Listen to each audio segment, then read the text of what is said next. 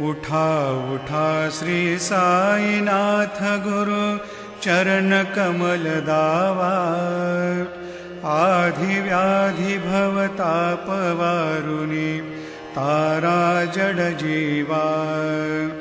गेली तुम्हा सोडुनिया भव तमरजनी विलया। परिहि अज्ञानासे तुमचे भूलवियोग माया। शक्ति न आम्हा यत्किंचितहि तिजला साराया। तुम्हीच ते सारुनि दावा मुख जनताराया। भो साईनाथ महाराज भवति मिरनाश करवे। अज्ञानी अम्हि किति तव वर्णावे थोरवे। ती वर्णिता भागले बहुवदनी शेष विधि कवे। सकृप होवुनि महिमा तुमचा तुम्हीच वदवावा। आधि व्याधि भवताप वारुनी तारा जड जीवा। उठा उठा श्री साईनाथ गुरु चरण कमल दावा।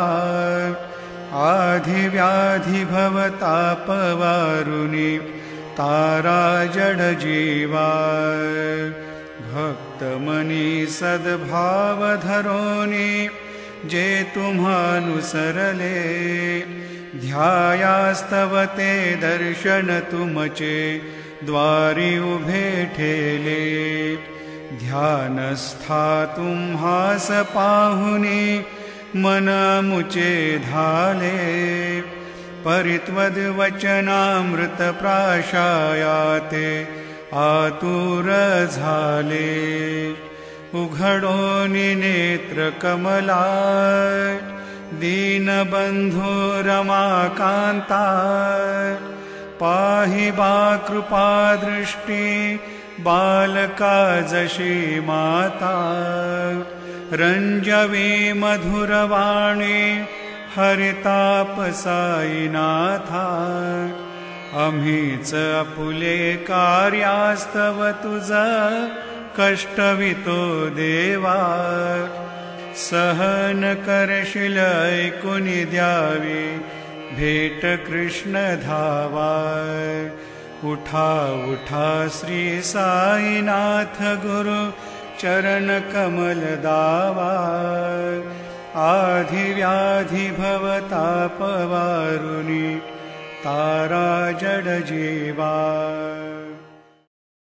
प्रभात समये नभा शुभ रवि प्रभा फाकली। स्मरे गुरु सदा अशा समयी त्या क्षणे नाकली।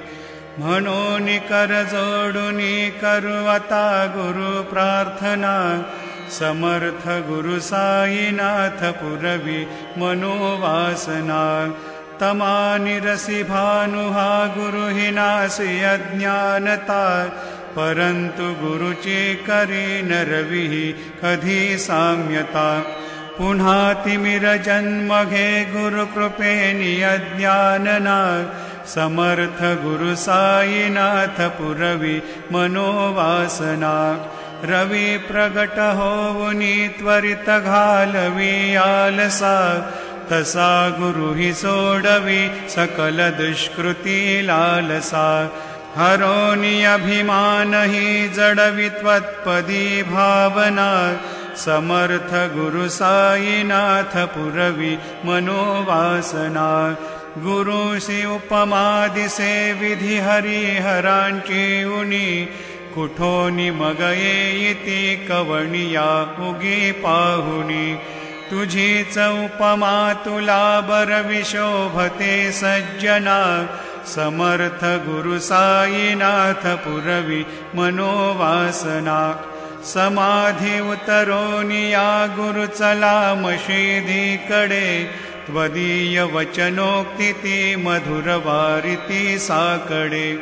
अजात रिपु सद्गुरु अखिल पातका भंजना समर्थ गुरु साईनाथ पुरवी मनोवासना आहासु समयासिया गुरु उठो निया बैसले विलोकुनि पदाश्रिता तदीय आपदे नासिले असासुहितकारिया जगति को निहि अन्यना समर्थ गुरु साईनाथ पुरवी मनोवासना असे बहुत शाहना पर न जा गुरु ची कृपा न तस्वहित त्या कळे करित सेरी काम्या गपा जरी गुरुपदाधरी सुदृढ भक्तीने तो मना समर्थ गुरु साईनाथ पुरवी मनोवासना गुरो विनती मी करी हृदय मंदिरी या बसा